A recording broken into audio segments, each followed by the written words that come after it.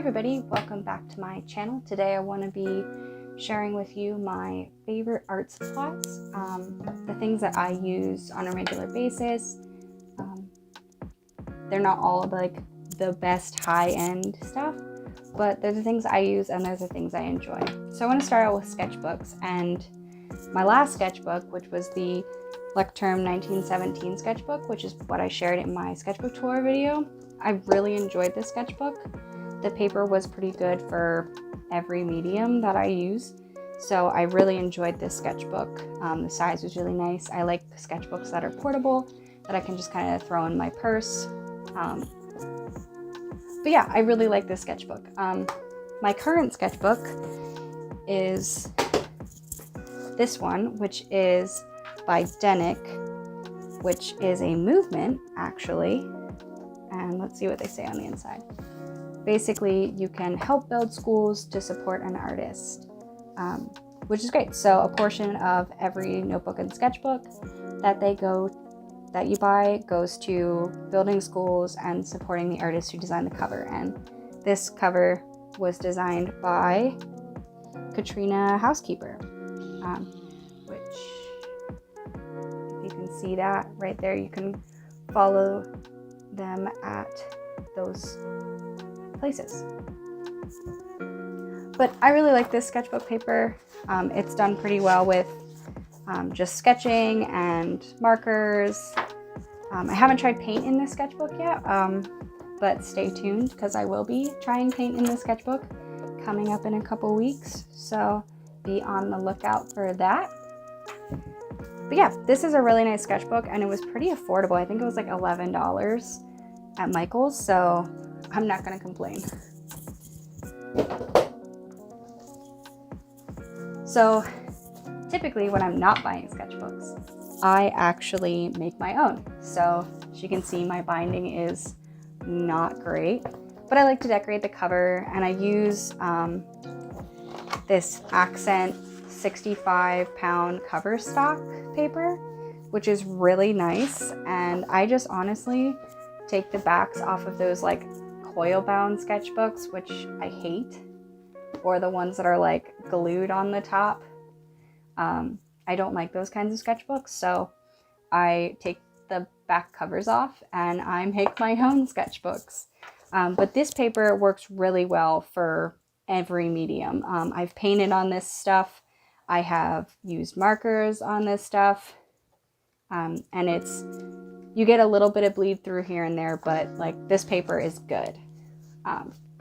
And it's customizable very easily because you made it, so it's really easy to do. And if you are interested, I can either link the tutorial that I use for these, or I can also just make my own video. Let me know in the comments if you're interested in seeing me make a sketchbook. This is a similar sketchbook. I just wanted to show you how beat up this thing gets. Like, these sketchbooks just fall apart after a while because I am so hard on them. All right, moving on to the mediums I use to draw with. I'm kind of doing this in an order, but not really. For sketching, I have my fish full of mechanical pencils that I've found on the ground in various places. I think this is the one I'm using currently. You can find it at your local grocery store, the Bic pencil 0.7mm HB number 2. These are just good on the go, easy to refill. You don't have to carry a sharpener with you, which is why I like to use them, because I don't always have access to a pencil sharpener. So I like to keep these around. But I really like Faber-Castell's pencils. And so I have a set of like all of them. There's that sound that they make, but I really like these pencils. They work well, they sharpen well. They're just all around good pencils. They're good quality, so highly recommend the Faber-Castell pencils. For erasers, even opened a new one for you guys to see, but I use this General's Tri-Tip eraser. which is really nice. They're really soft, almost like a velvety feel, but they hold up and they last forever. Like my one that I'm currently using is now round and this is all gone, but I've been using it for like 2 years probably, and it's still an eraser and erases great. And then I also have my handy dandy knead eraser that I actually keep in this tiny little mason jar so that it doesn't like get fuzz all over it, because I hate when my eraser gets fuzz all over it. It's the actual worst. I do keep binder clips with me just to hold my sketchbook open so that I can easily like see my whole spread laid out, and so my book doesn't like constantly flip back and forth, because that's obnoxious. I really like these Micron fine liners. I've been using these since college and I just keep buying them, so they just keep working. I use these in my sketchbook, I use these in my bullet journal. Like, I use these all the time. I love these. Oh, I have another eraser that I forgot. I have this fancy AF Matte electric eraser, which is really nice because it's, here, can you hear that sound that it makes? It like vibrates, and so it just uses friction and you don't have to work as hard to erase. And I love it, and you can get precise details with this, which is really handy.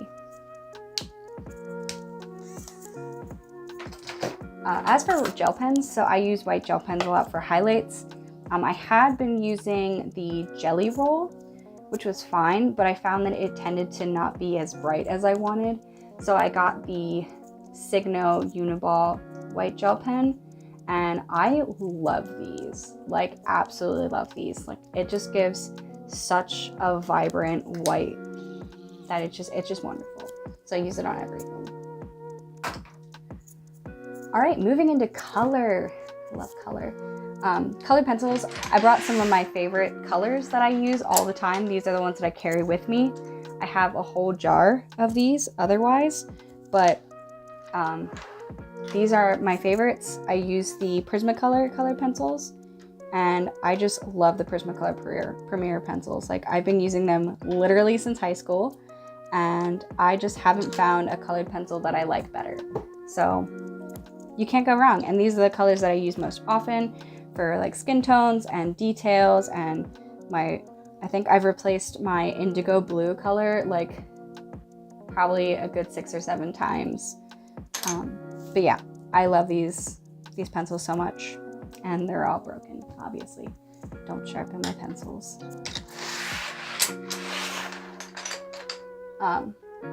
For on-the-go watercolor, I really enjoy my Prismacolor Premier watercolor pencils. These are so great. The color is vibrant, and they're just really easy to use and really easy to transport. And I have the like Pentel water brush things that I forgot to get out. I don't even know where they are. But if I'm going to be watercoloring on the go, I usually bring a water brush and I fill them with water, and then I have water for days. So I love watercoloring on the go. But if I'm not on the go, I have the Winsor Cotman colors, Winsor and Newton Cotman watercolors. These are just a couple of the colors I have. I just like these ones. I use Prussian blue a lot. It's usually my darkest tone. And then I actually have 2 of these palettes, but I have these just watercolor palettes. I'm not even sure what the brand is. It's made in Korea, but I don't know what the brand is, but I love this watercolor palette. I got it at Michael's and I loved it so much I got 2. But this one, I actually had one when I was in college. I kept it at home so I wouldn't have to transport it. I would keep this one at home, and then I put a piece of tape on this one and was like, oh, I'll just use this as my school palette. And so my school palette has remained my watercolor palette, and it is a hot mess. I am probably the world's messiest watercolor painter, which is why my mom never let me use her cake watercolors, because I would destroy them. I also have this watercolor palette, but I don't use it for watercolors anymore. This is my acrylic travel palette. So if I want to use acrylic paint on the go, I use this palette, and obviously like it still leaks a little bit, and the bottom of my backpack definitely has some gray dots on it, but this palette works pretty good. Usually it's pretty watertight. But yeah, I love these palettes. And that was all to say watercolor paint. My acrylic paints, so I do use the Liquitex Basics acrylic paint that I've had since college. These are just a few of the colors I use. I really like their metallic colors. I know you're not supposed to use metallic colors according to the people that I had as instructors in college because of printing wise, but I use them because I like them, so it doesn't matter. And then I'm also, because I can get them for free from my grandfather, I have these like just normal craft paint that you can find that are really cheap. So I have a bunch of different brands like Apple Barrel Colors, Americana acrylic paint by Deco Art. I have just like Ceramic Coat by Delta. More just all-purpose acrylic craft paint. Oh, that's Anita's. More Delta Cream Coat. This color is great, if you can read that. It says Santa's Flesh. And who came up with that name? And then Folk Art acrylic color. So these are some of the colors that I use all the time in my acrylic paints. I have a pretty standard set of colors that I use. As for my other materials, my paintbrushes have seen much better days, but I'll tell you what, I have loved my Grumbacher Golden Edge paintbrushes to the point where some of them are taped. They're all losing their coating, but I have used these since college and they have treated me well. So I highly suggest the Grumbacher brushes. Splurge a little, people, and get yourself some Grumbacher brushes. And then, of course, my water cup. I stole this from my husband when we were dating because he didn't use it, because how do you hold a mug that has a handle shaped like a cow? It's really awkward to hold, but it's a great water cup. I use it for painting and I love it, and it's my cow mug and it makes me happy. All right, we're almost down to the end, guys. So I use two kinds of markers.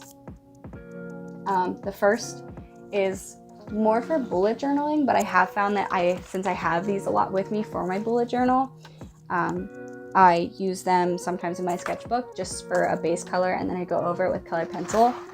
But my Crayola Super Tips are great, and I got the 50 pack, which honestly has so many colors in it, and none of them are in order, so I do apologize. But look at all those colors. Like, guys, so many colors. And they're just really nice. They go on pretty smoothly. My only complaint with these is that sometimes the color doesn't quite match the cap. So like, I might do a color thinking it's one color, but then it's a completely different color. But once it dries, it's usually pretty similar. I really only had that happen with the grays anyway. The grays sometimes look more blue or green than gray, but it's all right. And then last but certainly not least, I got these for Christmas, and they are my Ohuhu markers, and I love them. Oh, and there's some Posca pens in here. I have a black one and a white one, which are great. They make fun sounds too. But yeah, these are great markers if you're looking to get started in markers but don't want to like spend the money to get Copics, because Copics are so expensive. Like this pack of Copics, if like I got this same amount, would probably cost me close to $100, whereas this was only like $40. So that's a good amount of money that I just saved by getting these. Also, I didn't have to pay for them because I got them for Christmas. But this is a really great set. I will link it down below. I got it on Amazon. These are the brush marker ones, so they actually have the chisel tip, but they also have, move this out of the way. they also have a brush tip, which is pretty great.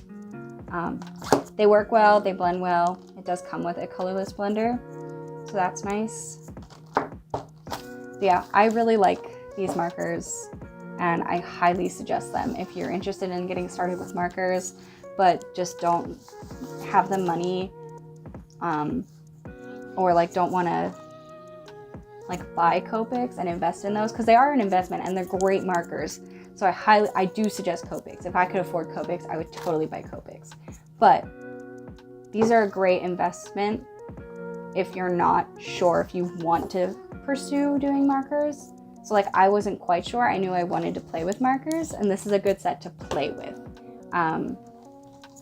Whereas the Copics are more of like, you want to use those for your art and for like finished, really solid illustrations.